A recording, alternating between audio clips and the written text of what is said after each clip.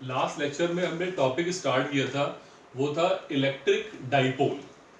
हमने उस लेक्चर में पढ़ा था what is electric dipole, what is electric dipole moment, clear है, and electric field intensity at axial line due to dipole, clear है। अब हमने नेक्स्ट टॉपिक स्टार्ट करना है, वो है electric field intensity at equatorial line. Electric field intensity at equatorial line due to dipole, obvious सी बात है, क्लियर है। तो हम इलेक्ट्रिक फील्ड इंटेंसिटी निकालने जा रहे हैं ड्यू टू डाइपोल, कहां पर, लेकिन इक्वेटोरियल लाइन पे, ठीक है। देखते हैं हम लोग इक्वेटोरियल लाइन क्या होती है और कैसे निकालनी है हमने इलेक्ट्रिक फील्ड इंटेंसिटी, क्लियर है। डन। फिर से एक बार, कहां निकालनी है हमने, इक्वेटोरियल लाइन पे निकालनी है, क्लियर। देखते हैं एक बार, इसके लिए हमने फिर से वही कंसेप्ट, फिर से एक बार हमने एज्यूम किया एक इलेक्ट्रिक डाइपोल, क्लियर है। ये वही electric dipole minus Q charge plus Q charge, A point B point, और डिस्टेंस कितनी ली, फिर से वही 2a डिस्टेंस ली है। ये मिड पॉइंट है सी, तो ये भी डिस्टेंस कितनी हो गई a, और ये भी डिस्टेंस हो गई a, क्लियर है। तो ये हमारा एक डाइपोल है। Consider an electric dipole of length 2a, clear है, containing charges minus q and plus q, c be the midpoint of the dipole, clear है। अब c पॉइंट से इक्वेटोरियल लाइन पे हमें निकालनी है इलेक्ट्रिक फील्ड इंटेंसिटी। कैसे निकालते हैं ये देखते हैं। तो आपको मैंने लास्ट लेक्चर में बताया था कि अगर पॉइंट p यहां पर था तो इसको आपने कहा था एक्सियल लाइन, मींस वो पॉइंट जो एक्सिस से पास हो रहा था वो था एक्सियल लाइन, क्लियर है। अब हम बात करने जा रहे हैं इक्वेटोरियल लाइन की। तो इक्वेटोरियल लाइन या इक्वेटोरियल पॉइंट क्या होता है, वो पॉइंट जो डाइपोल के मिड पॉइंट से पास हो रहा हो, क्लियर है। वो पॉइंट जो डाइपोल के मिड पॉइंट से पास हो रहा हो उसे हम बोलते हैं इक्वेटोरियल लाइन। कहां से, डाइपोल के मिड पॉइंट से और परपेंडिकुलर, क्लियर है। तो अगर हम इस पॉइंट को यहां से ज्वाइन कर देते हैं ऐसे करके, अगर इसको मैंने ये ज्वाइन किया, डन, तो ये बेसिकली जो पॉइंट C है और ये लाइन है, ये पॉइंट P मान लो, यहां पर चार्ज कितना, वही यूनिट पॉजिटिव चार्ज, ये डिस्टेंस कितनी है R, क्लियर है। तो इस लाइन को हम लोग बोलते हैं इक्वेटोरियल लाइन, मींस वो लाइन जो डाइपोल के परपेंडिकुलर बाइसेक्टर से पास होती है उसे हम बोलते हैं इक्वेटोरियल लाइन, क्लियर मेरी बात। तो हमें P पॉइंट पे निकालनी है इलेक्ट्रिक फील्ड की intensity due to this dipole. अगर ये P पॉइंट यहां पर था तो ये थी एक्सियल लाइन, और अगर ये P पॉइंट परपेंडिकुलर बाइसेक्टर से जा रहा है उसे हम बोलते हैं इक्वेटोरियल लाइन। डन, ठीक है। तो अब हमें P पॉइंट पे इलेक्ट्रिक फील्ड इंटेंसिटी निकालनी है। उसके लिए हमारा पहला स्टेप क्या होगा पता है आपको, हम P पॉइंट पे एज्यूम करेंगे एक यूनिट पॉजिटिव चार्ज, क्लियर है। तो हमने P पॉइंट पे पहले एज्यूम कर लिया, एक यूनिट पॉजिटिव चार्ज एज्यूम कर लिया, डन, क्लियर। तो पहला स्टेप क्या होगा आपको पता है, पहले भी कर चुके हो आप। सबसे पहले P पॉइंट पे इलेक्ट्रिक फील्ड निकालोगे ड्यू टू A, डन। फिर P पॉइंट पे इलेक्ट्रिक फील्ड निकालोगे ड्यू टू B, और फिर दोनों का रिजल्टेंट। यही पहले भी किया था आपने, electric field intensity at P due to A, electric field intensity at T due to B, clear है। तो सबसे पहला स्टेप करने जा रहे हैं हम लोग, हम निकालने जा रहे हैं electric field intensity at P due to A, clear है। क्या आएगी, E1 इक्वल टू, मैंने ऐसे लिख दिया, ये मैग्नीट्यूड है, E1 इक्वल टू क्या आएगा देखना, K Q अपॉन A से P की डिस्टेंस कितनी है, A से P को पहले हम लोग ज्वाइन कर लेते हैं। यहां पर A से P को आपने ये ज्वाइन किया ऐसे, क्लियर। तो अगर आपसे मैं पूछूं A से P की डिस्टेंस कितनी है तो आप पाइथागोरस थ्योरम यूज कर लोगे और बोलोगे ये डिस्टेंस होगी under root R square plus A square. तो यहां पर क्या आएगा, A P का स्क्वायर, क्लियर है? या फिर कितना आ गया K Q upon, done. AP की वैल्यू मैंने कहा कितनी है, under root R square plus A square, लिख देता हूं मैं, under root R square plus A square का होल स्क्वायर क्या बन जाएगा, ये आएगा सिर्फ R square plus A square. Clear है? ये वैल्यू आ गई E1 की।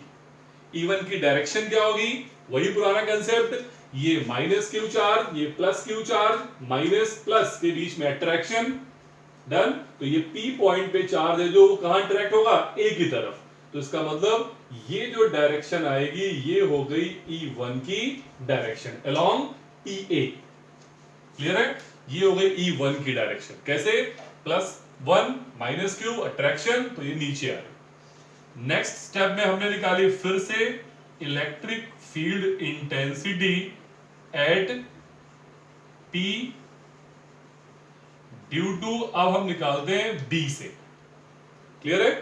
B से इलेक्ट्रिक फील्ड इंटेंसिटी निकालते हैं। इसके लिए पहले ही हमने BP को ज्वाइन कर लिया है, डन। और BP की वैल्यू भी कितनी आएगी, same, R square plus A square का अंडर रूट, कैसे, पाइथागोरस थ्योरम से। तो E2 की वैल्यू क्या आएगी, E2 equal to magnitude K Q upon B P का होल स्क्वायर, डन। और BP की value under root R square plus A square, उसका होल स्क्वायर, ये बन जाएगा K Q upon R square plus A square. Clear है? Direction क्या आएगी, ये पॉजिटिव, ये पॉजिटिव, पॉजिटिव और पॉजिटिव में क्या होता है, रिपल्शन, तो ये पॉइंट रिपेल होकर कहां जाएगा, ऊपर। तो आप स्केल रख करके इसी लाइन को आगे फर्दर आप एक्सटेंड कर दोगे कुछ ऐसे, ये क्लियर है? तो ये डायरेक्शन हो गई आपकी E2 की डायरेक्शन आ गई। ये किसके अलोंग है, अलोंग BP, ठीक है, ये अलोंग है BP के, डन। क्लियर है? ये अलोंग किसके दी, P से A।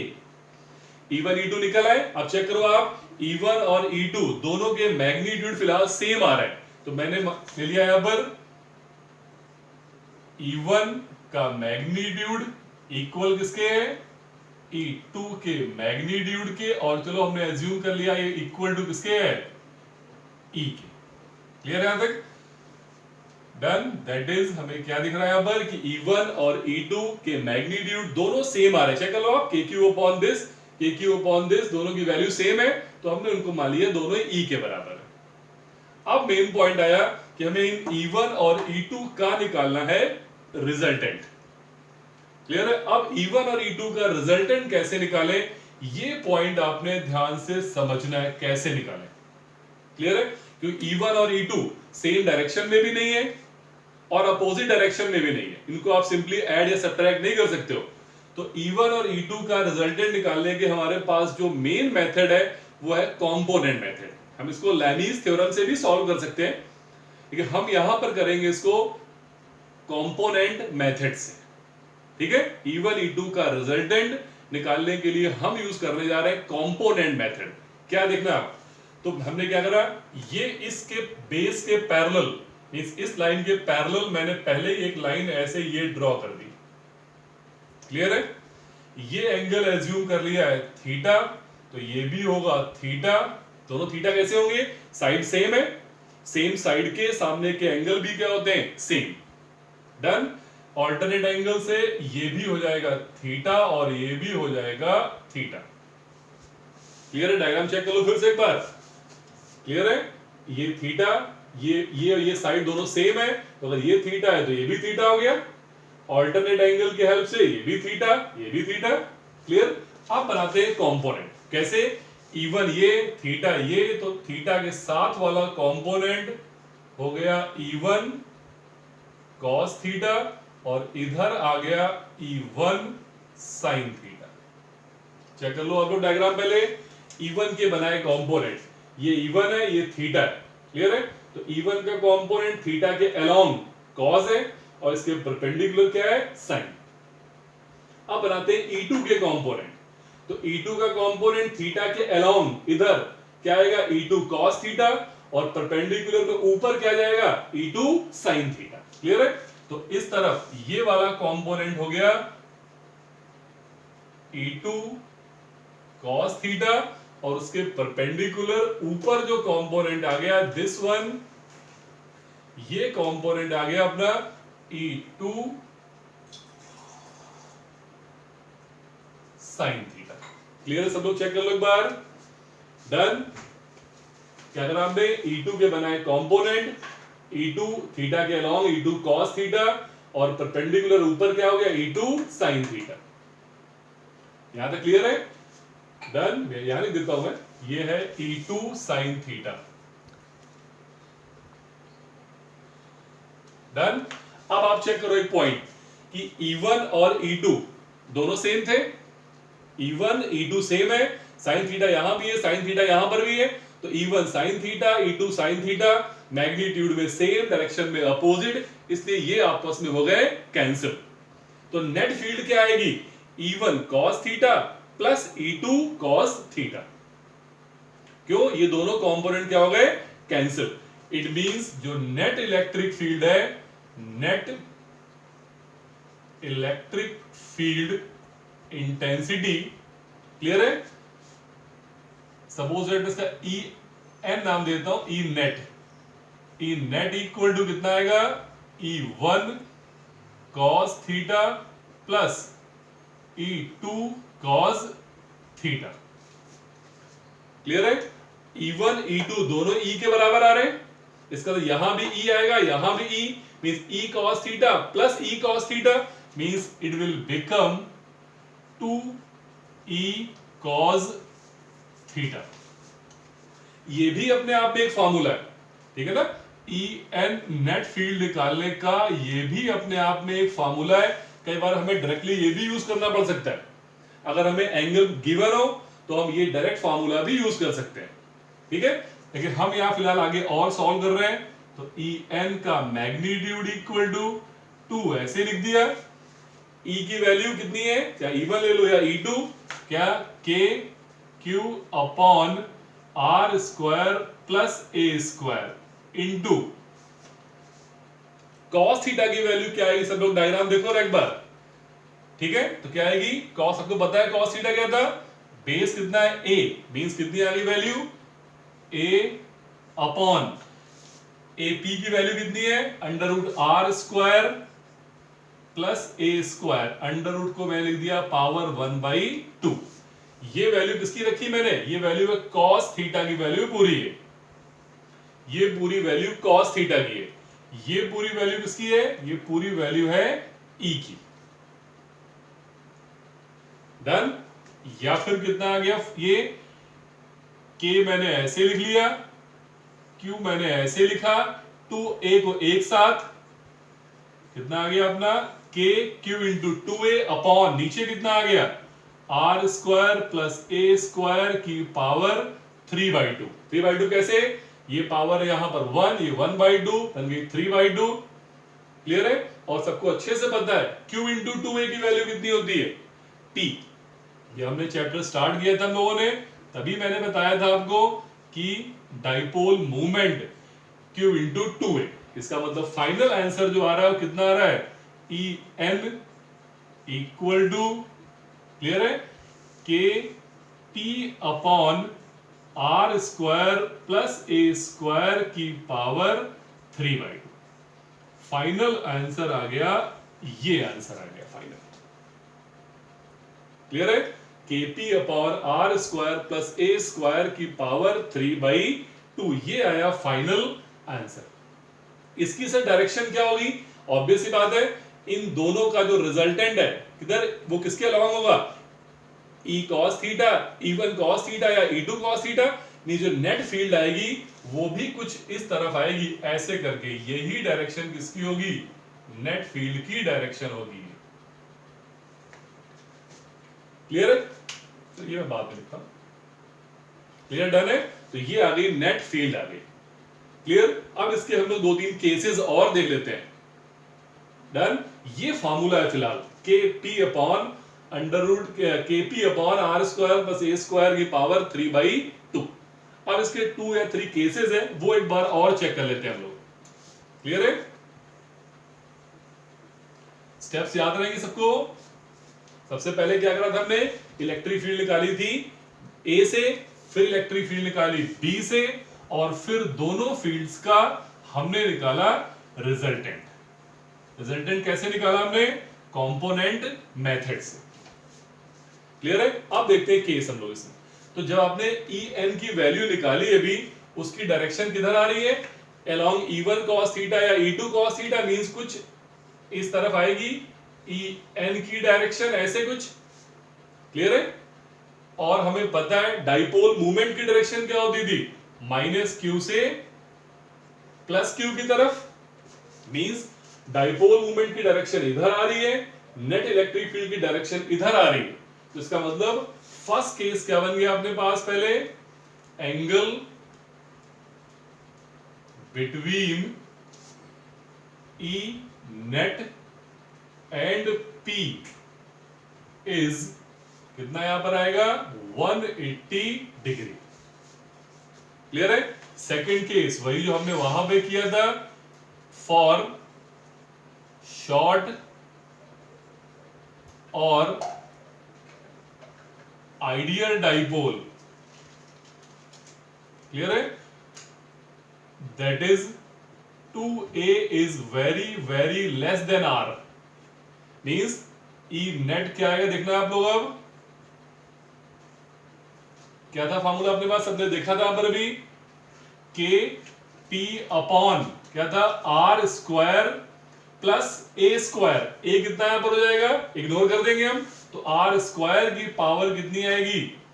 3/2, और या फिर सॉल्व करके कितना आएगा? K P upon R cube. Clear है? दैट इज फिर से E is inversely proportional to किसके? आर क्यूब के। थर्ड पॉइंट एक और बता देता हूं, आप लोगों ने एक पॉइंट नोट किया, यहां पर आंसर आया KP upon R cube, axial line पे ये आंसर आया था 2KP upon R cube. It means जो फाइनली क्या मिल रहा है हमें कि E at equatorial line is equal to twice of E at axial line. ये पॉइंट भी आप लोग याद रखोगे, 1 मार्क में अक्सर ये पॉइंट पूछ देते हैं। क्लियर है? Electric field at equatorial line equal to twice of electric field at axial line.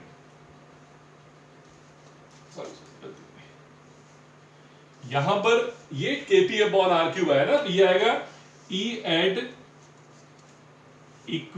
Eight axial line equal to twice of E at equatorial line. Clear है?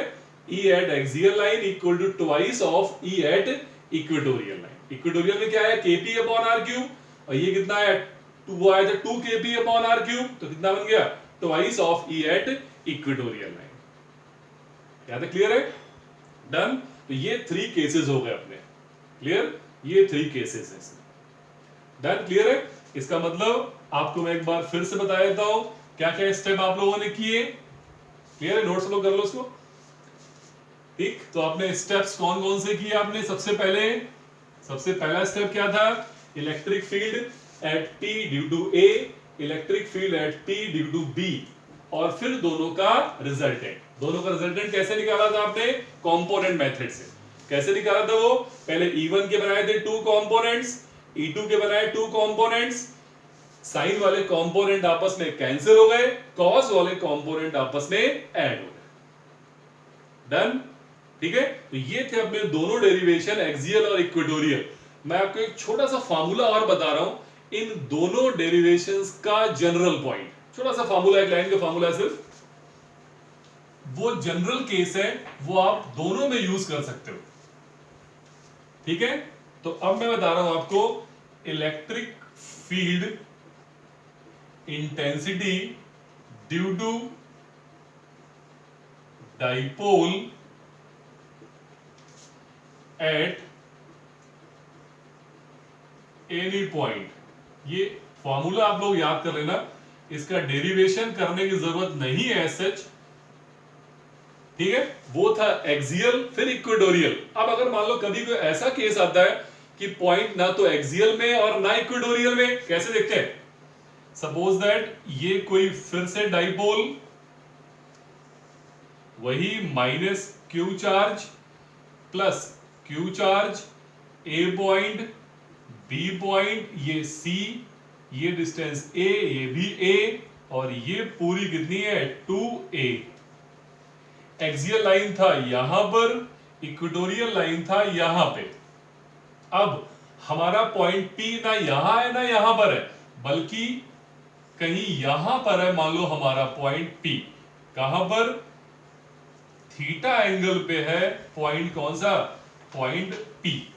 अगर थीटा 0 तो एक्सियल, थीटा 90 तो equatorial. Means ये general case है, इस फॉर्मूले से दोनों डेरिवेशन आपके हो जाएंगे। क्लियर है? फिर से एक बार, अब P पॉइंट एक्सियल पे भी नहीं है और P पॉइंट इक्वेटोरियल पे भी नहीं है, बल्कि कहां पर है? किसी एक पर्टिकुलर एंगल पे। ठीक है, एंगल 30 डिग्री हो, 60 डिग्री हो, 45 डिग्री हो, कुछ भी हो सकता है। एक्सियल में तो फिक्स था एंगल 0 डिग्री, इक्वेटोरियल में फिक्स था 90 डिग्री। लेकिन अब मान लो एंगल 0 और 90 के बीच में कहीं पर भी है, फिर हमें निकालनी electric field due to short dipole. ठीक है, तो उसका जनरल फॉर्मूला सीधे लिख रहा हूं मैं, वो है E इज इक्वल टू,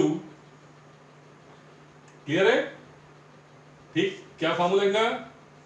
के P upon R cube under root 3 cos square theta plus 1।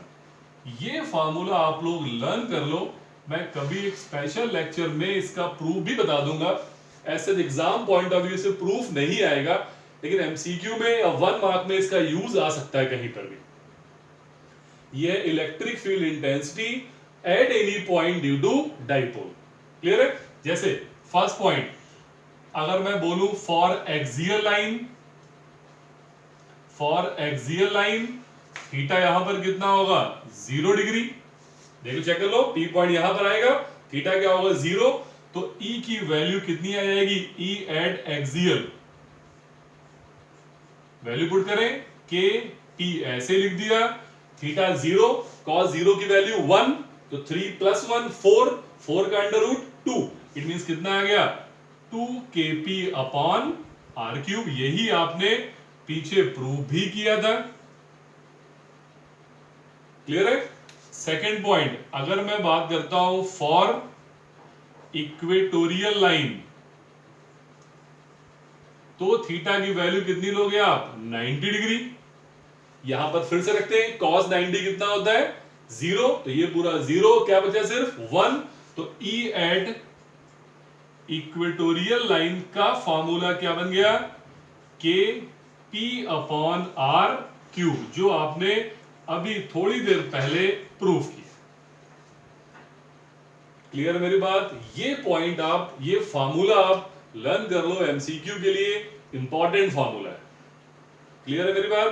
तो इस फॉर्मूले से आप एक्सियल और इक्वेटोरियल तो निकाल ही लोगे। अगर मान लो पॉइंट ना तो एक्सियल पे ना इक्वेटोरियल पे, बल्कि कोई 60 डिग्री पे, तो यहां पर cos 60 की वैल्यू पुट कर दोगे आप। मींस इस फॉर्मूले से आप इलेक्ट्रिक फील्ड निकाल सकते हो किसी भी पॉइंट पे ड्यू टू डाइपोल। क्लियर मेरी बात? डन। तो इसका मतलब आज हम लोगों ने एक टॉपिक कर लिया, वो था electric field at equatorial line. मैं फिर से रिवाइज कर रहा हूं, क्या क्या पढ़ लिया था हमने अभी तक। नंबर 1, व्हाट इज डाइपोल, आपको सबको पता है, an arrangement containing two equal and opposite charges separated by a very small distance. ठीक है, फिर आपने पढ़ा था इलेक्ट्रिक डाइपोल मूवमेंट, वो क्या था? P equal to Q into 2a, product of magnitude of either charge into distance between them. Done. फिर हमने निकाला electric field at axial line. Clear है? पूरा प्रूफ हमने लास्ट क्लास में कर लिया था। डन। फिर हमने आज किया है electric field at equatorial line, वही प्रूफ, उसका आंसर भी आपने निकाल लिया। स्टेप सब में सेम थे, स्टेप दोनों डेरिवेशन में सेम थे। पहले माइनस क्यू से फील्ड, प्लस क्यू से फील्ड, और दोनों का रिजल्टेंट। ये एक जनरल केस था अपना, electric field eight any point. ये हमारा जनरल केस है, इससे आप कहीं पर भी इलेक्ट्रिक फील्ड निकाल सकते हैं। क्लियर? डन। तो ये अपना एक काम, ये फिनिश हुआ टॉपिक। अब इसमें दो डेरिवेशन अभी हमने और करने हैं डाइपोल से रिलेटेड, वो हम लोग नेक्स्ट लेक्चर में वो डेरिवेशन भी कंप्लीट कर लेंगे। इन दोनों डेरिवेशन को लर्न कर लो, लिख लिख के प्रैक्टिस कर लो इनकी। क्लियर है? Okay, thank you.